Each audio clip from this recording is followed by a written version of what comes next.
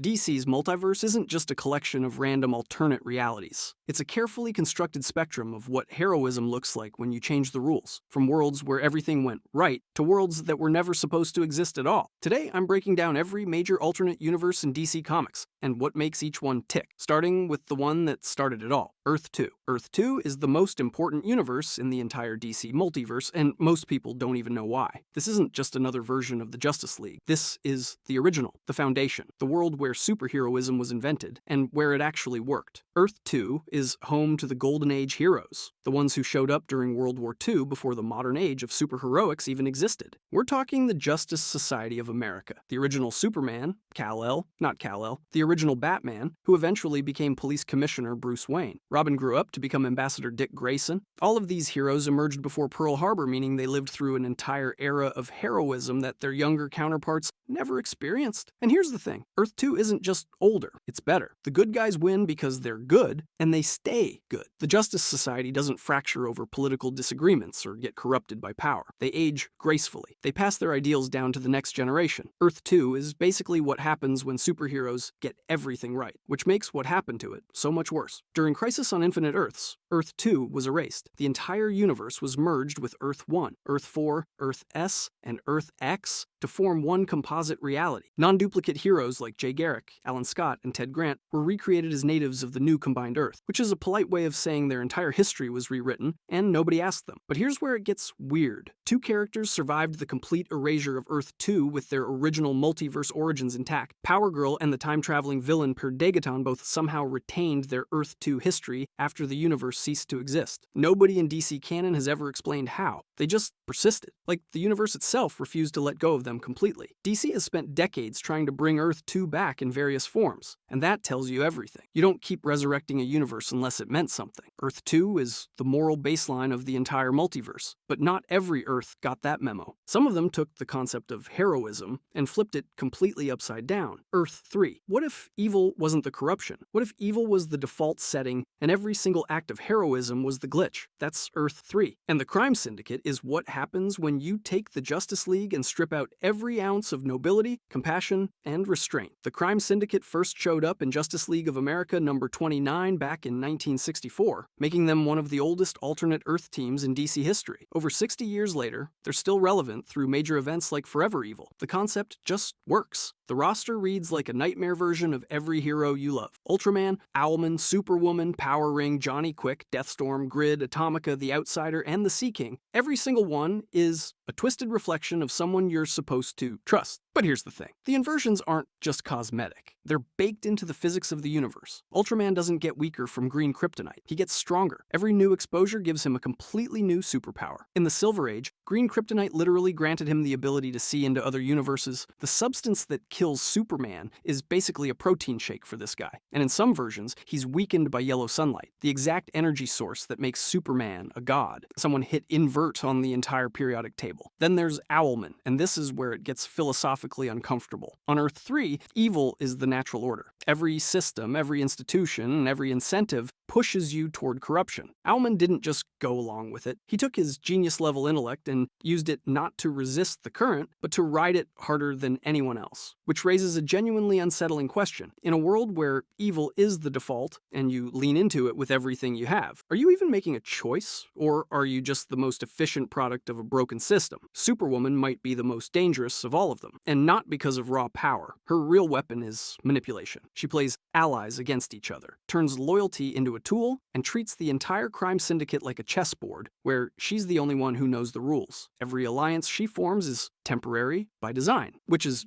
not exactly reassuring for anyone standing next to her. The whole point of Earth 3 is that it forces you to confront a deeply uncomfortable idea. Superman exists because the universe produced someone good. Ultraman exists because a different universe produced someone terrible with the exact same power set, same abilities, same potential, completely opposite outcome. The only variable was the world they were born into. But if you think a morally inverted Justice League is unsettling, wait until you see what happens when DC flips something even more fundamental than good and evil. Earth Earth 11. Most alternate universes change one thing. They swap a moral alignment, shift a historical event, or drop Superman in a different country. Earth 11 changed everything. This isn't just a world where the heroes are women instead of men. This is a world where Amazonian philosophy won, and civilization itself was rebuilt from the ground up. Here's what happened. The Amazons of Themyscira, instead of hiding away on Paradise Island like they do on our Earth, decided to impose their law on the entire world. They didn't just conquer it militarily, they introduced technology, philosophy, and governance structures that inspired women across the globe to take the lead. Over centuries, this created a fundamentally different society, different power structures, different cultural values, different everything. And I mean everything. This isn't a reality where women simply replaced men in the same roles. The entire framework of civilization developed differently. When your society is shaped by Amazonian ideals from the jump, you're not swapping costumes. You're rewriting the operating system of an entire reality. The Justice League doesn't exist here. Instead, you've got the Justice Guild, led by Aquawoman, real name Ariel Curry, Queen of Atlantis. She's actually the most well-known resident of Earth 11 because of her work with Justice Incarnate, the cross-dimensional superhero team. So she's out here representing the gender-swapped Earth on the multiversal stage. Good for her. Now, the most entertaining part of this whole reality is what they did to the Bat family. Batwoman is Catherine Kane. Her Robin is her daughter, Talia Kane, and Talia's father, Ali Al Ghul. They took the entire Batman mythology and flipped it. Bruce Wayne's tortured loner vigilante archetype becomes a mother fighting crime alongside her daughter. Ra's al Ghul becomes Ali Al Ghul, the father of Robin. Hi, I'm Talia. My mom dresses like a bat, and my dad runs the League of Assassins. Family dinners are complicated. Then you've got Superwoman, Clara Kent, the Woman of Steel. Krypton explodes, baby lands on Earth, raised by humble farmers, except she's a woman. She's got her own superfamily too. Her cousin is Superlad, and her child is Laurel Kent, who goes by Supergirl. The Kent family tree on Earth 11 is basically a mirror image of the one we know. Wondrous Man rounds out the Big Four as the male counterpart to Wonder Woman. And when the multiversal threat known as the Gentry started tearing through realities, it was Aquawoman, Batwoman, Superwoman, and Wondrous Man who got pulled to the House of Heroes to help fight back. So Earth 11's heroes aren't just sitting around being a novelty. They're actively defending the multiverse. But if you think reimagining gender dynamics is a radical change to a universe, wait until you see what happens when you hand Superman to the Third Reich. Earth 10. Take the most hopeful origin story in all of comics and flip it on its head. That's Earth 10. On this world, Kal-El's rocket didn't land in a Kansas cornfield. It crashed in Nazi-occupied Czechoslovakia in 1938, and that single change rewrote the entire history of the planet. Nazi rocket scientists got their hands on the ship and reverse-engineered its Kryptonian technology. That alone would have been enough to tip the scales of the war. But the child inside the rocket? That was the real prize. The baby was discovered by the Nazi Party and raised by Adolf Hitler himself. And here's the detail that makes this whole thing feel like it was written by a madman. Hitler had seen a Superman comic, an actual Superman comic from the Allied nations, and he was so inspired by it that he named the child Overman, deliberately weaponizing the Superman mythos as psychological warfare to crush Allied morale. He took the symbol of American hope and turned it into a Nazi propaganda tool, which is,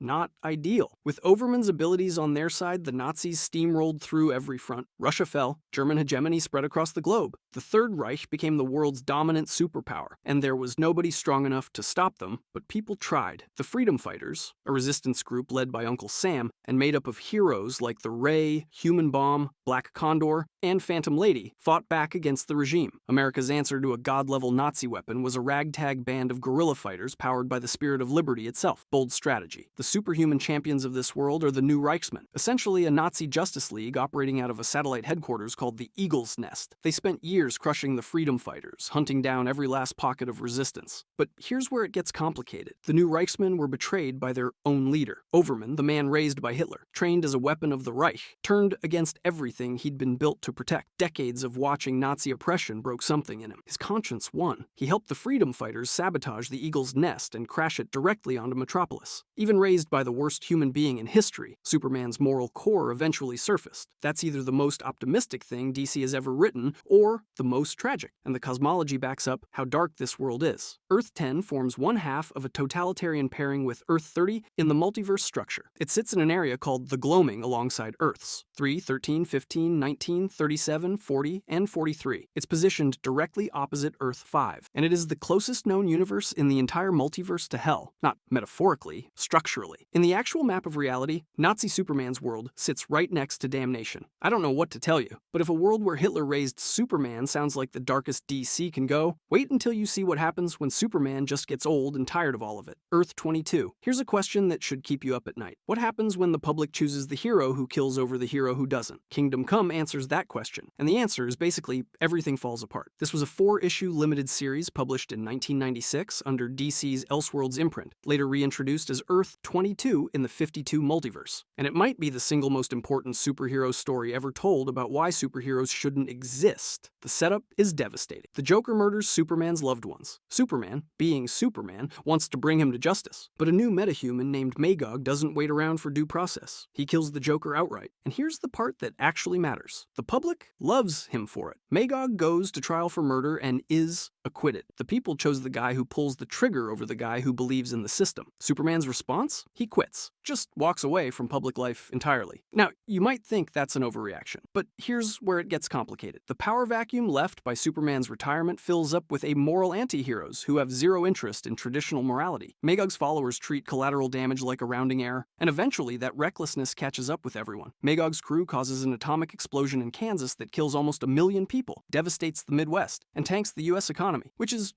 not ideal. Wonder Woman drags Superman out of retirement. He reassembles the Justice League and starts forcibly drafting Magog's followers into a controlled superhuman military. Problem solved, right? Turns out, no. Because Batman, Green Arrow, and Black Canary look at what Superman is doing and see a different kind of tyranny. Their solution? Form an alliance with Lex Luthor. Batman and Lex Luthor, on the same side, against Superman. Let that sit for a second. But the real genius of Kingdom Come is the perspective. The entire story is witnessed through the eyes of Pastor Norman McKay, an elderly, non-powered everyman who forces you to ask a question the heroes never ask themselves. Are Superman and Batman actually right? Or are they just two old men imposing their will on a world that moved on without them? The title itself comes from the Lord's Prayer. Thy kingdom come, thy will be done, on earth as it is in heaven. That's not accidental. The whole story is asking whether beings with godlike power have the right to decide what heaven on earth looks like, and whether the rest of us get a vote. Most alternate universes change a detail. Earth 22 changes the entire philosophy of what heroism means, and it doesn't give you an answer. It just makes sure the question haunts you. But if you think a philosophical crisis of heroism sounds intense, wait until you see what happens when Superman's rocket lands 12 time zones to the left. Earth 30, a few hours. That's all it took to change the entire course of human civilization. Superman's rocket doesn't land in Kansas. It lands on a Ukrainian collective farm. Same baby, same powers, same potential. But instead of being raised by the Kents with apple pie values and a belief in the American dream, Kal-El grows up on Soviet soil, and the world is never the same. Superman. Red Sun is a 3-issue mini-series published in 2003 under DC's Elseworlds imprint, written by Mark Miller. It was nominated for the 2004 Eisner Award for Best Limited Series, and honestly, it deserved it. The premise is deceptively simple. Kal-El's arrival on Earth was delayed by mere hours, just enough for the planet's rotation to carry his landing site from rural America to rural Ukraine. That's it. That's the butterfly that flattens the entire 20th century. Here's what makes Red Sun genuinely unsettling. Superman isn't evil. He's not corrupted. He's not some dark mirror version cackling in a throne room. He genuinely believes communism is the best path for humanity. He wants to help people. He wants to eliminate suffering. He's described on Soviet radio not as fighting for truth, justice, and the American way, but as the champion of the common worker who fights a never-ending battle for Stalin, socialism, and the international expansion of the Warsaw Pact. Same heroic impulse, completely different outlet, and that's way more disturbing than just making him a villain, because you can't entirely disagree with his logic. He's wrong, but he's wrong for the right reasons. The story spans roughly 1953 to 2001 and mixes alternate DC heroes with real political figures like Joseph Stalin and John F. Kennedy. And the US does not take this lying down. Lex Luthor, operating as America's greatest weapon, creates Bizarro as a government-funded super soldier and deploys him alongside Green Lantern to counter Soviet Superman. Meanwhile, Batman becomes a terrorist. Let that sink in for a second. The Dark Knight, operating as a Soviet-era insurgent, executing acts of sabotage and guerrilla warfare against Superman's regime. What started as a personal vendetta against Stalin's police force grew into a full-blown resistance movement. Batman wearing a fur hat and planting bombs, which is, not ideal. But here's where it gets truly wild. The ending. Billions of years in the future, Earth is being torn apart because the sun has expanded into a red giant. A scientist named Jor-El, a descendant of Lex Luthor and Lois Lane, places his infant son into a time ship and launches him into the past. The final panels show the time ship landing on a Ukrainian collective farm in 1938. The baby inside is Kal-El. Superman is a descendant of Lex Luthor. The man who spent his entire life trying to destroy Superman is his ancestor. It's It's a predestination paradox, an infinite loop with zero beginning and zero end. Superman creates the conditions that produce Luthor, who produces the bloodline that eventually creates Superman. I don't know what to tell you, it just goes around forever. Earth 30 is officially paired with Earth 10 in the multiverse structure, the two forming what's called the totalitarian pairing. One world where the Nazis won, one world where the Soviets won. The two great authoritarian nightmares of the 20th century, each with their own Superman, each believing they're the hero of the story. Together they represent the terrifying idea that absolute power doesn't need to be evil to be catastrophic. It just needs to be convinced it's right. But if a communist Superman unsettles you, wait until you meet a Batman who drinks blood. Earth 43. Batman has done a lot of questionable things across the multiverse. He's been a tyrant, a murderer, a laughing psychopath. But on Earth 43, he did something arguably worse. He tried to do the right thing. See, Earth 43 is a world where Dracula, actual Dracula, showed up in Gotham and started doing Dracula things. Batman, being Batman, decided the only way to fight a supernatural threat was with supernatural power. So he sought out demonic forces to level the playing field. Noble intention, heroic even. The kind of decision you'd expect from a guy who dresses like a bat and punches crime in the face every night. Here's the thing, it worked. He beat Dracula, and then the vampire curse he'd willingly taken on consumed him entirely. Bruce Wayne, the man with a contingency plan for literally everything, became patient zero for a global vampire apocalypse, which is,